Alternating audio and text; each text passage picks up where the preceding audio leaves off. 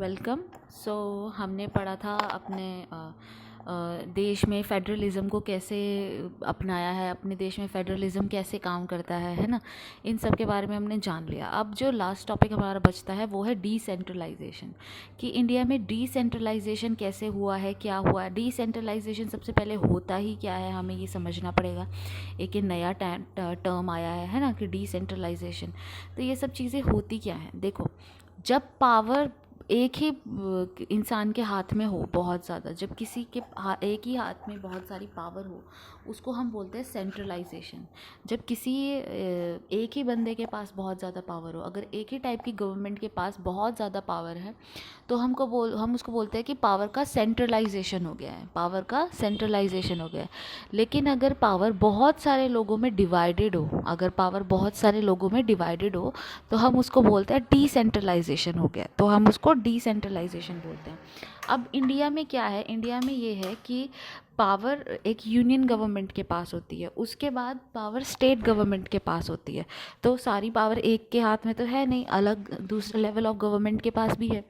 इसके ऊपर से हमने थर्ड लेवल ऑफ गवर्नमेंट और बनाया 1992 में। हमने लोकल बॉडीज़, मतलब लोक पंचायत वगैरह नहीं होती, सॉरी ये क्या बोलते हैं, रूरल एरिया में ग्राम पंचायत नहीं होती है, और अर्बन एरियाज़ में जो ये म्यूनिसिपैलिटीज़ होती हैं, म्यूनिसिपल कॉरपोरेशन वगैरह होती हैं। तो ये हमने 1992 में थर्ड टियर ऑफ गवर्नमेंट हमने ट्राई बनवा दिया। ये थर्ड टियर ऑफ गवर्नमेंट हमने इसमें यूज़ कर दिया। टू टियर तो थे ही, एक यूनियन गवर्नमेंट, एक स्टेट गवर्नमेंट।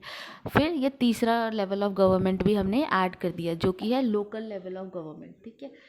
अब लोकल लेवल ऑफ गवर्नमेंट में क्या होता है, लोकल लोग होते हैं, वहाँ पे जो गांव के लोग होते हैं वो मिल के बैठते हैं। वो बैठ के, जैसे हमने 6th क्लास में ग्राम सभा या रूरल लोकल बॉडीज़ के बारे में पढ़ा होगा एंड अर्बन लोकल बॉडीज़ के बारे में पढ़ा होगा, तो उसमें बताते हैं कि कैसे जो गांव है, गांव के सारे लोग बैठ के वो डिसाइड करते हैं कि गांव में क्या करना चाहिए, गांव में किस चीज़ की ज़रूरत है, गांव में क्या चीज़ चाहिए, है ना। तो इससे क्या होता है, लोगों के बीच में पार्टिसिपेशन बढ़ता है, इससे लोगों का पार्टिसिपेशन बढ़ता है और लोग अपनी चीज़ों के लिए खुद पार्टिसिपेट करते हैं। लोगों को लगता है कि हाँ, हमारा भला तभी होगा जब हम अपना काम खुद से करेंगे, और उनको कॉन्फिडेंस भी आता है कि हाँ भाई, हमारी सुनी जाती है। तो इस तरह से डिसेंट्रलाइजेशन इंडिया में किया गया है। A major step toward the decentralization was taken in 1992. The constitution was amended to make the third tier of the democracy more powerful and effective. जो 1992 में ये एक्ट पास किया गया था, जिसके तहत हमने लोकल बॉडीज़ को बनाया। इन लोकल बॉडीज़ में कुछ स्पेशल फीचर हमने ऐड किए। वो थे कि ये कॉन्स्टिट्यूशनली मैंडेटरी है कि हर 5 साल में इलेक्शन होंगे ही होंगे। Now it is constitutionally mandatory to hold regular election to local government body, कि गवर्नमेंट बॉडीज़ में इलेक्शन होंगे ही होंगे। ठीक है। Seats are reserve for SC ST and OBCs, जो शेड्यूल कास्ट होते हैं, शेड्यूल ट्राइब होते हैं या OBCs होते हैं, उनके लिए सीट रिज़र्व रखी होती है, उनके लिए सीट्स रिज़र्व करके रखते हैं। At least 1/3 of the position are reserve for women.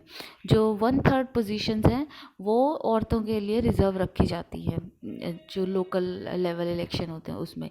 N independent institution called the state election commission has been created in each state to conduct panchayat and municipal election. जो एक इंडिपेंडेंट इंस्टीट्यूशन बनाया गया है, जिसको हम बोलते हैं स्टेट इलेक्शन कमीशन, उसको कॉन्स्टिट्यूट करना कंपलसरी है। मतलब स्टेट में स्टेट इलेक्शन कमीशन का होना काफ़ी ज़रूरी है। क्यों? क्योंकि वो ग्राम पंचायत और अर्बन लोकल बॉडीज़ के इलेक्शन करवाएगा। ठीक है। State government are required to share power. जो स्टेट गवर्नमेंट है उन्हें कुछ पावर देनी पड़ेगी लोकल गवर्नमेंट बॉडीज़ को, चाहे वो म्यूनिसिपैलिटी हो, चाहे वो ग्राम सभा हो, कुछ भी हो, उसको पावर देनी पड़ेगी। उनको पैसे का सोर्स भी देना पड़ेगा। कुछ तरह के टैक्सेस जो होंगे वो सिर्फ गांव वाले लोग, मतलब या फिर म्यूनिसिपैलिटी वाले लोग, उनके अंडर भी होना चाहिए। Rural local government is popularly known by the name panchayati raj. Each village or a group of village in some state has a gram panchayat. जो ग्रुप ऑफ विलेजेस हैं उनके पास ग्राम पंचायत होती है। जो 3-4 ग्रुप मिल जाते हैं वो एक ग्राम पंचायत बनाते हैं। अब ग्राम पंचायत क्या होती है?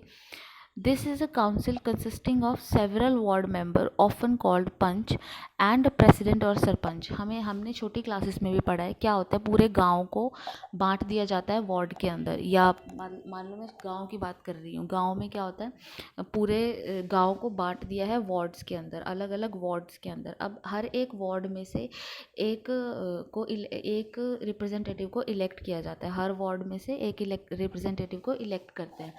वो रिप्रेजेंटेटिव पंच कहलाता है। उसके बाद वो सारे पंच मिलके अपने में से एक हेड को चुनते हैं, जिसको सरपंच बोला जाता है, उसको सरपंच बोला जाता है।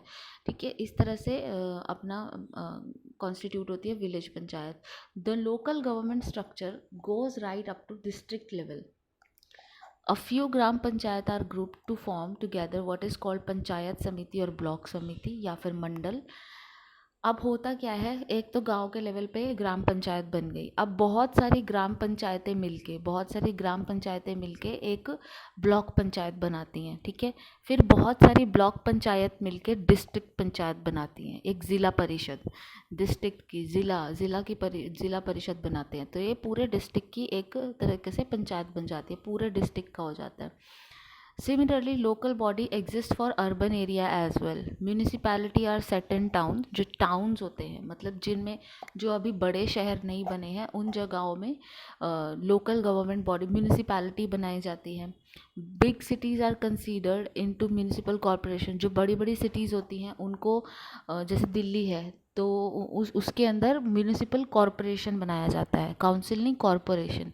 इस तरीके से both municipality and municipal corporation are controlled by elected body consisting of peoples representative. ये जो म्यूनिसिपैलिटीज़ या फिर म्यूनिसिपल कॉरपोरेशन है, ये लोगों के रिप्रेजेंटेटिव द्वारा मतलब ये सारी जो बॉडीज़ हैं इसमें लोगों के रिप्रेजेंटेटिव्स होते हैं। लोग चुनते हैं कि कौन बनेगा म्यूनिसिपैलिटी में, मेयर कौन बनेगा, किसको हम चुन रहे हैं परिषद बनाने के लिए, है ना। तो municipal chairperson is the political head of municipality. जो म्यूनिसिपल का चेयरपर्सन होता है वो म्यूनिसिपैलिटी का हेड होता है। इसमें भी ऐसे ही होता है, वार्ड में बांट दिया जाता है शहर को और फिर शहर के लोग जाके वोट करते हैं और फिर वो जो वार्ड के मेंबर्स होते हैं जो जीत गए होते हैं वो एक इंसान को चुनते हैं, एक किसी मेंबर को चुनते हैं हेड बनने के लिए और उस हेड को बोला जाता है मेयर। उसको किस नाम से बोला जाता है, मेयर। वो उसको मेयर कहते हैं। ठीक है, तो ये था आपका This new system of local government is the largest experiment in the democracy conducted anywhere in the world. There are now about 36 lakh representatives in the panchayat and municipality sector all over the country. This number is bigger than the population of many countries in the world. जो हमारी नया system है, local government का system है, वो दुनिया का largest experiment है। ऐसा कुछ करने वाला, कोई ऐसा लोकल कम्युनिटी बनाने वाला, लोकल गवर्नमेंट बनाने वाला लार्जेस्ट एक्सपेरिमेंट है दुनिया में कहीं पर भी जो हुआ हो। इसमें हमारी जो लोग पार्टिसिपेट करते हैं इलेक्शन में, कितने 36 इलेक्टेड रिप्रेजेंटेटिव हैं, 36 लाख इलेक्टेड रिप्रेजेंटेटिव, 36 लाख। इतनी तो किसी देश की जनता होती है, बहुत सारे देशों की तो यूरोप में इतनी टोटल जनता होती है। ठीक है, तो इस तरीके से हमने देखा कि कैसे हमारे देश में डिसेंट्रलाइजेशन भी हुई है, किस तरह से लिंग्विस्टिक ऑर्गेनाइजेशन भी हुई है, किस तरीके से हमने पावर को शेयर करके देश को इकट्ठा करके रखा है, किस तरह से हमने पावर शेयरिंग के माध्यम से देश को बांध के रखा है ना। अब इससे रिलेटेड ये चैप्टर आप अच्छे से रीड कीजिएगा। इससे रिलेटेड क्वेश्चंस मैं आपको नेक्स्ट वीडियो में दूंगी। उसके बाद अगर आपको अभी कोई डाउट है, कुछ है, तो आप मुझसे कांटेक्ट कर सकते हैं। Thank you so much.